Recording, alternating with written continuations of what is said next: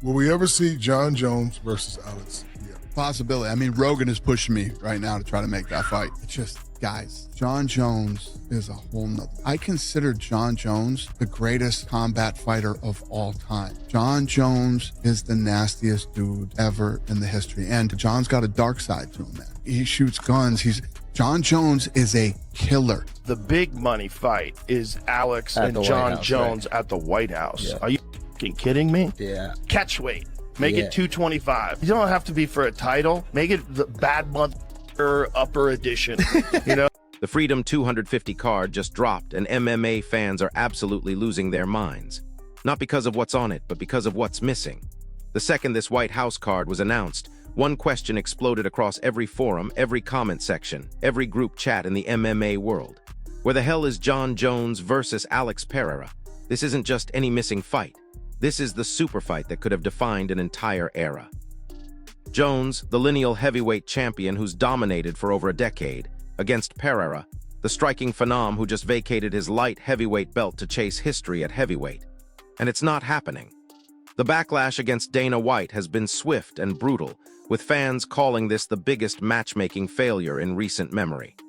Against Alex Pereira? No, shut the fuck up. Jon Jones, Alex Pereira fight will probably be the biggest fight in human history. You got the greatest of all time in Jon Jones, and arguably the most destructive striker that's ever competed. Yeah. No one's like that guy. That Poatan?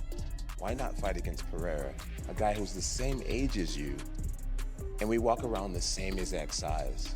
Right now, I had to eat a big breakfast because I'm getting underneath 235. Pereira walks around at like 240, and he has magnificent accolades. Business-wise, it makes more sense. I'm gonna call him this, fight the nobody that may be more dangerous, or fight the guy with all the accolades who's incredibly dangerous, but it actually will affect your legacy. Where when you look back and it's like, Jon just beat Alex Pereira, it's bigger. It's just much bigger. And anybody who can't understand that logic simply doesn't want to. All right, Sunday morning, leaving Las Vegas. Freedom 250 was announced last night at the White House, going down in June. So we're going to talk about this. I honestly thought we were going to see Jon Jones versus Alex Pereira, more than likely in the main event. Of course, that's not the main event. That is Justin Gaethje taking on Ilia Topuria for the undisputed lightweight championship of the world, which is a great fight, which is the fight that should happen because obviously meritocracy, and they've got an interim champion. There was people saying that maybe Charles Oliveira. But here's where the story gets absolutely wild. The absence of this dream fight isn't just disappointing fans, it's exposing the complex web of politics, egos, and business decisions that really control what we see in the octagon. Think about the magnitude of what we're missing here. Pereira had just made this audacious move up to heavyweight, positioning himself to potentially become the first fighter to hold titles in 3 different weight classes. Jones, meanwhile, has been playing games with the UFC for months, creating uncertainty around his availability and commitment to big fights. This White House card was supposed to be the perfect storm, the ideal setting for 2 generational talents to collide on the biggest possible stage. Instead, we're left wondering if this missed opportunity represents something much darker about the current state of heavyweight matchmaking. Per se, but certainly a TKO, so that wouldn't have made sense anyway. Now, I did think Jon Jones, the greatest of all time according to a lot of people, and yeah, probably is, obviously many asterisks to his name. I thought he'd be fighting Alex Pereira because Alex Pereira vacated the belt.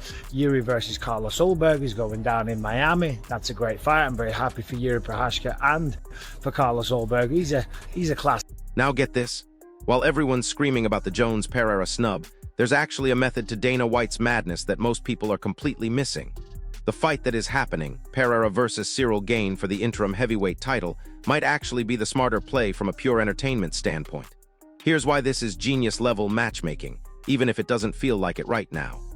A Jones versus Pereira fight, as massive as it would be for star power, would likely end one way.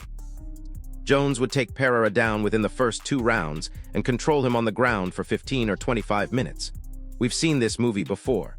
Remember what Jones did to Cyril Gane? He dominated a striker who even Tom Aspinall couldn't completely shut down. That's not the kind of explosive action you want for a White House card that's going to be watched by casual fans and international audiences. Fighting for the interim strap against Alex Pereira, which is very impressive because Alex Pereira will be the first person to ever compete for 3 different titles, 3 different weight classes, which is just, it is insane. I mean, the success that this guy's had is phenomenal. And we're going to talk about this matchup. So Cyril Gane versus Gane, pardon me.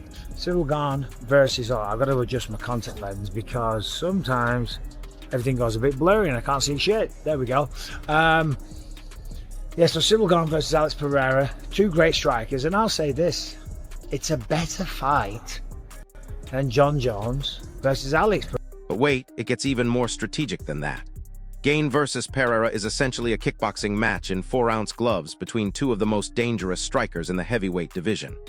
Gane brings this incredible agility and footwork that's almost unheard of at heavyweight, dancing around the octagon like he's a middleweight. Pereira brings that supernatural knockout power that's already legendary, the kind of striking ability that can end fights with a single perfectly timed shot. This isn't just about avoiding a wrestling-heavy performance that might bore casual viewers. This is about guaranteeing fireworks for 25 minutes, creating highlight reel moments that will be replayed for years. Every exchange could end the fight instantly. Every round promises the kind of technical striking battle that hardcore fans analyze for months afterward. Explain why, right? Of course, magnitude, star power, legendary names, resumes. Yeah, that's what Jon Jones brings. Also what Alex Pereira brings, to be fair. But I've said this a million times, so this won't be a shock. There would have been a really good chance that Jon Jones would have just taken down Alex Pereira. Pardon me, it's early. I've only had a few hours sleep. But yeah, Jones would have probably taken down Pereira.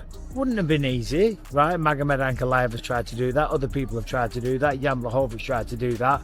But this is Jon Jones we're talking. Here's the kicker, though. The real story behind Jones' absence goes way deeper than simple matchmaking preferences.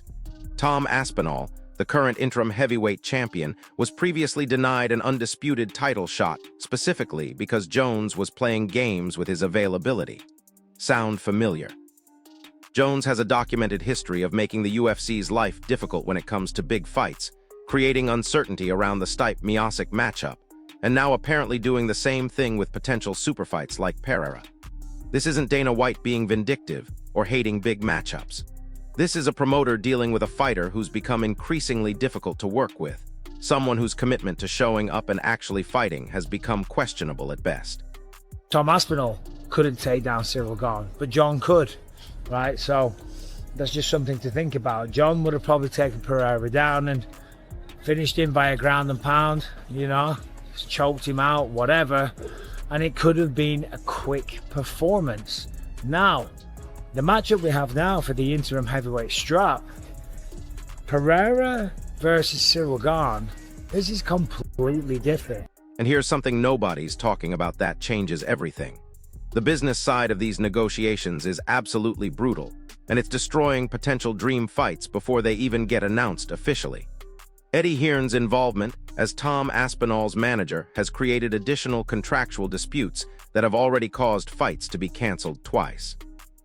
When you're dealing with fighters demanding specific purse amounts, specific contract terms, and managers pushing for deals that might not make financial sense, even the most talented athletes in the world can get sidelined. This directly impacts the Jones-Pereira situation, because if Jones is making similar financial demands or creating similar contractual complications, the UFC might simply decide it's not worth the headache, regardless of how much fans want to see the fight. A kickboxing match in 4-ounce gloves, and then when you look at the matchup, on one side you've got Pereira, who's got insane power, who was the middleweight champion, the light heavyweight champion, and now potentially heavyweight champion. Again, legendary stuff. The power will travel. He had knockout power at 185, 205 he will, and at heavyweight he's still going to pack the same amount of punch. Granted, you're fighting bigger people, you're striking bigger people with bigger necks and bigger jaws and just generally heavy, so they'll be able to absorb the blows better, but he's still going to crack a punch, man. Listen, here's what's really happening behind the scenes that most people don't understand. McGregor himself recently explained why he's not on this White House card, and his reasoning reveals everything about how the UFC actually operates at the highest level. McGregor's star power is so massive that he doesn't need a prestigious card to be successful. He can headline any random event on any random weekend and turn it into an instant blockbuster that does huge pay-per-view numbers. This suggests that Dana White isn't concentrating all his biggest stars on one card, because that's actually bad business. You want to spread out your marquee attractions to create multiple successful events throughout the year, not put everything into one supercard that might cannibalize other events. That is slick as Cyril Gane, although I'm not saying he's not slick, I'm not saying he's not smooth, I'm not saying he hasn't got great combinations, because he does. He's a brilliant world-class kickboxer. But on the other side, you've got Cyril Gane, who's very, very light on the feet, very bouncy, very floaty, kind of glides around the octagon, and But here's where the Jones situation becomes genuinely concerning for the future of heavyweight matchmaking. Multiple sources are now questioning whether Jones is actually retired, even though he hasn't officially announced it. His absence from this White House card, combined with his previous games around the Stipe fight, and his reluctance to face legitimate contenders like Aspinall, suggests a pattern of behavior that's becoming impossible to ignore. If Jones is effectively holding the heavyweight division hostage by refusing to fight anyone except on his very specific terms, then the UFC might be forced to move forward without him entirely. That would explain why they're creating interim title fights like Gane versus Pereira, essentially building a new heavyweight hierarchy that doesn't depend on Jones' cooperation. for the heavyweight division. I don't think either guy is going to go for a takedown. If it does go down to the ground, it'll be after one of them gets knocked. The ripple effects of this decision are going to be felt for years throughout the heavyweight division. Aspinall remains stuck in interim champion limbo, unable to get the undisputed title shot he's earned through his performances. Pereira is taking massive risks by moving up to heavyweight without the guarantee of eventually facing the lineal champion. Gane is getting another shot at gold, but it's an interim belt that might never be unified if Jones continues playing games. Meanwhile, the fans who wanted to see the biggest possible fights are left wondering if the sport's politics have become more important than delivering the matchups that everyone actually wants to see. Shut up with the announcements, please. I'm trying to do a YouTube video like an absolute bellend walking through an airport and everyone's looking. It's full of UFC fans because UFC 326. So here's the reality nobody wants to face. The hatred being directed at Dana White for this card might be completely misdirected. If Jones is the one creating problems, making unreasonable demands, or simply refusing to commit to fighting the best available opponents, then White is actually doing the best he can with an impossible situation. The alternative would be to let one fighter hold an entire division hostage, preventing other deserving athletes from competing for titles and advancing their careers. By moving forward with Gane versus Pereira, the UFC is essentially saying they won't be held hostage by any single fighter, regardless of their star power or historical accomplishments. Yeah, if it goes to the ground, it's because one of them knocks each other down and then they go to finish it. So this is going to be a fantastic striking affair in the co-main event at the White House, Freedom 250. Right, so give me your thoughts on that one. Who do you think wins this fight? It seems like I'm always going against Alex Pereira, but I kind of think it might be Cyril Gane. I think Cyril Gane might get it, right? But regardless, whether it's Cyril or it's Alex, whoever wins this will be the interim heavyweight champion of the world. And this is a crazy situation for Tom Aspinall because the script has been... So there you have it. What looked like a simple case of bad matchmaking is actually a complex web of fighter politics, business negotiations, and strategic decisions that go way beyond what fans see on the surface. The Jones-Pereira superfight we all wanted might be a casualty of Jones' own behavior and demands, not Dana White's hatred of big fights. And honestly, we might be witnessing the end of an era where one fighter can control an entire division through inactivity and unreasonable demands. Here's my question for you, drop it in the comments. Do you think Jones is actually retired and just won't admit it, or is he holding out for one final payday that might never come? If this breakdown helped you understand what's really happening behind the scenes, smash that like button, subscribe for more MMA deep dives, and hit that notification bell because the heavyweight division is about to get even more chaotic. I'll see you in the next one. The interim champion. and couldn't get a shot at the undisputed. Hello, she's looking at me with a smirk. Couldn't get a shot at the undisputed with Jon Jones because he wasn't playing games. He had a fight booked against Stipe Miocic, but then Jones certainly was playing games. You know, after the Curtis Blades matchup, we didn't know what he was doing. Now we don't know what's happening with Tom, right? I assume their eyes are going to be good to go very, very soon, right? Otherwise, Eddie Hearn isn't going to sign a fighter that can't fight, right? So I'm assuming any day now they're going to come out, start negotiating with the UFC and say, listen, he's good to go. He's fine. He's healed. But hold up, because there's another layer to this story that's going to blow your mind, and it involves something most fans haven't even considered yet. The timing of this White House card isn't random, and the implications for international MMA expansion are absolutely massive. This event is happening at a moment when the UFC is trying to establish itself as a global entertainment brand that transcends traditional sports boundaries. Having a card at the White House isn't just about prestige. It's about legitimizing MMA in markets where combat sports are still viewed with skepticism by government officials and mainstream media outlets. Thought a rematch with Cyril Gane would have been the immediate matchup, but if he beats Alex Pereira, it certainly will be the immediate matchup. But this time it'll be for an interim belt versus an undisputed belt, which makes the fight even bigger.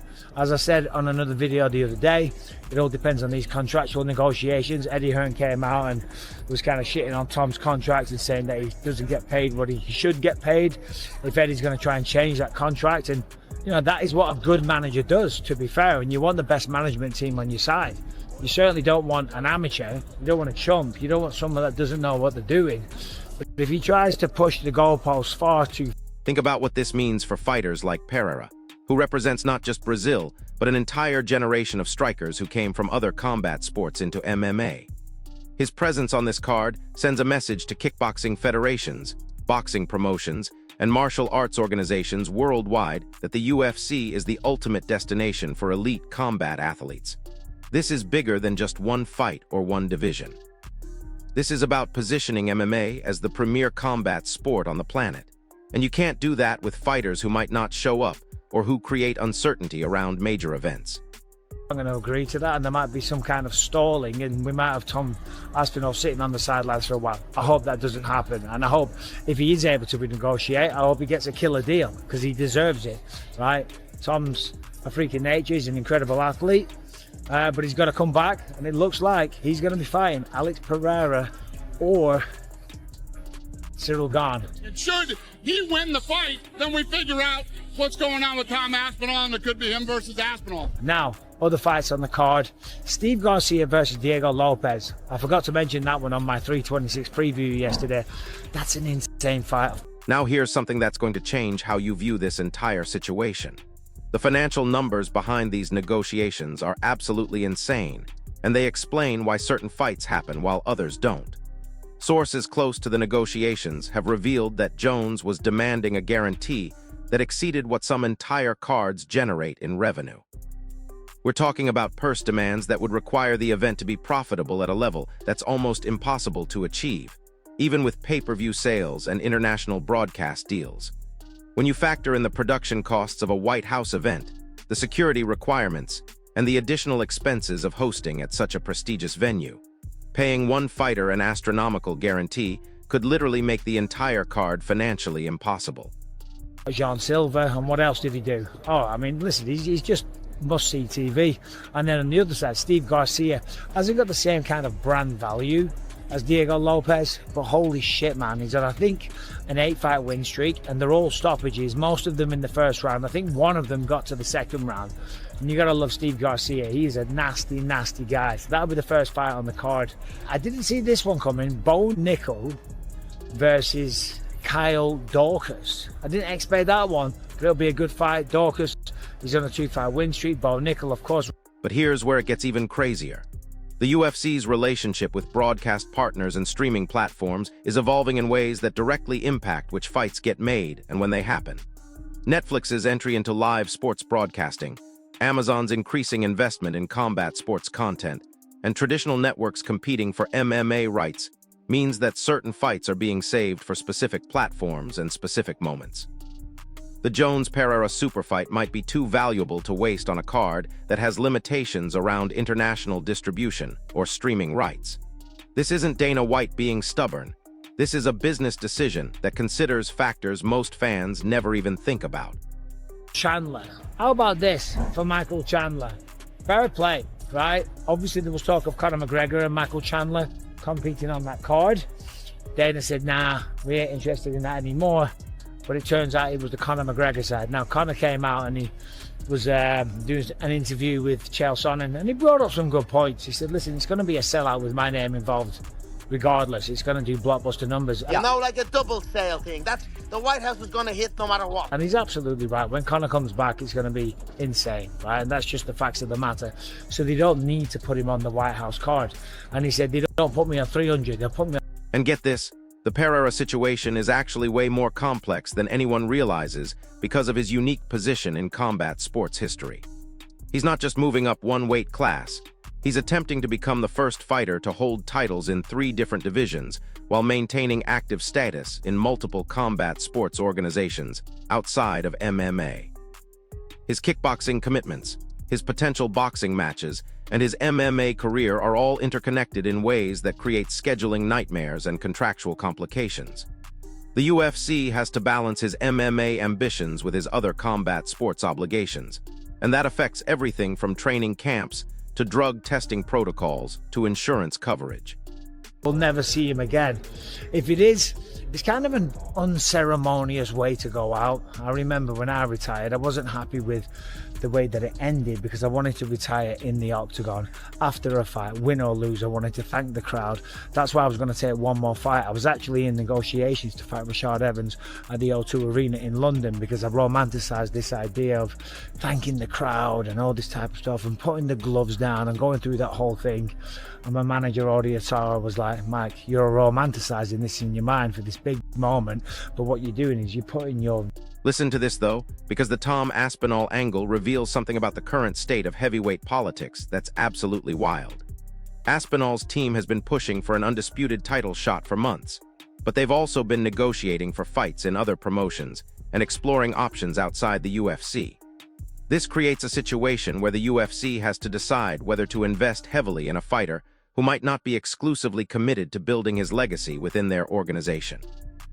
Eddie Hearn's involvement as his manager adds another layer of complexity, because Hearn represents boxers who compete across multiple promotions, and his negotiating style reflects that multi-promotional approach. Because obviously I had one eye and I was starting to have problems with the one eye. That's why I've got to adjust my contact lenses because I'm going bloody blind. And he was absolutely right. And for Jon Jones to go out like this after all these negotiations, these back and forths, and just kind of embroiled in what he is, like, it is a bit of a shame. Also a shame that apparently he needs hip surgery. He was talking about, being riddled with arthritis, got caught on camera. Dana mentioned that again at the press conference. Is it fair to say then Jon Jones is retired and this is the end of his... Now here's something nobody saw coming that changes everything about how we should view this card. The White House venue itself creates restrictions and requirements that eliminate certain types of fights and certain types of fighters from consideration. Security clearance requirements, background checks, and venue limitations mean that not every fighter can even be considered for this event, regardless of their ranking or fan appeal. Some fighters have legal issues, visa complications, or other factors that make them unsuitable for an event at this level of government scrutiny. This isn't about talent or entertainment value. This is about meeting requirements that go way beyond normal athletic commission standards. But wait, there's more to the international implications that's going to shock you. The UFC's expansion into new markets depends heavily on showcasing fighters who represent specific regions and demographics. Pereira's Brazilian fanbase, combined with his European kickboxing following, makes him incredibly valuable for international broadcast deals and streaming partnerships. Gaines' French background opens up European markets that the UFC is desperately trying to penetrate more effectively. This fight isn't just about crowning a champion. It's about creating content that can be marketed in dozens of countries where MMA is still growing as a mainstream entertainment option. Here's something that's going to make you rethink everything about fighter negotiations and why certain super fights never happen. The insurance costs and liability issues around certain matchups are absolutely astronomical, and they can make fights financially impossible even when both fighters agree to compete. Jones' injury history, combined with Pereira's knockout power, creates insurance scenarios that could cost hundreds of thousands of dollars just in coverage premiums. When you're dealing with fighters whose careers could end with a single injury, and whose earning potential extends far beyond one fight, the insurance calculations become incredibly complex and expensive. And here's the kicker that nobody's talking about. The drug testing protocols for high-profile events like this are so intensive and expensive that they actually influence matchmaking decisions. USADA testing, random screenings, and the additional scrutiny that comes with a White House event means that fighters need to be available for testing protocols that can last months before the actual fight. Some fighters simply can't or won't commit to that level of monitoring and availability, which eliminates them from consideration regardless of their talent level or fan appeal. But here's where the story gets absolutely insane from a business perspective. The merchandising and licensing deals around this event are worth millions of dollars, and they depend on having fighters who can commit to extensive promotional obligations and marketing campaigns. Jones' track record of missing promotional events, skipping press conferences, and creating uncertainty around his availability makes him a risky investment for sponsors and partners who are paying huge money for guaranteed exposure and marketing opportunities. Now check this out, because the streaming numbers and viewership data reveal something about fan preferences that might surprise you. While hardcore MMA fans desperately wanted Jones versus Pereira, the casual audience that drives pay-per-view sales and streaming subscriptions actually prefers fights that promise explosive action and quick finishes. Gane versus Pereira delivers exactly that kind of entertainment value, with both fighters having highlight reel knockout power and fighting styles that create instant excitement. The data shows that casual viewers tune out during extended ground fighting sequences, which is exactly what a Jones fight would likely deliver. Here's something that's going to change how you view the entire heavyweight division going forward. The UFC is quietly building a new generation of heavyweight contenders who don't depend on Jones' participation or approval. Fighters like Aspinall, Pereira, and Gane represent a shift toward more athletic, more exciting heavyweights who can deliver consistent entertainment value without the drama and uncertainty that's become associated with the Jones era. This isn't just about one event or one title fight. This is about establishing a sustainable heavyweight division that can thrive regardless of any single fighter's cooperation. And get this, the international broadcast deals and streaming partnerships that fund these major events have specific requirements around fighter behavior and promotional cooperation that directly impact who gets selected for premium cards. Partners paying millions for broadcast rights want guarantees that fighters will fulfill media obligations, participate in promotional campaigns, and maintain professional standards that reflect well on their investment. Fighters who create uncertainty or refuse to participate in promotional activities become liabilities rather than assets, regardless of their fighting ability. But here's the real bombshell that's going to make you see this entire situation differently. Multiple sources are suggesting that Jones has been offered several different versions of the Pereira fight, with various financial packages and promotional arrangements, and has turned them all down for reasons that go beyond money. Some insiders believe he's concerned about his legacy and doesn't want to risk a loss to a fighter who's still relatively new to heavyweight. Others suggest he's holding out for a retirement fight against a specific opponent that would allow him to exit on his own terms. Either way, his reluctance to commit is creating a bottleneck that's affecting multiple fighters and multiple potential matchups.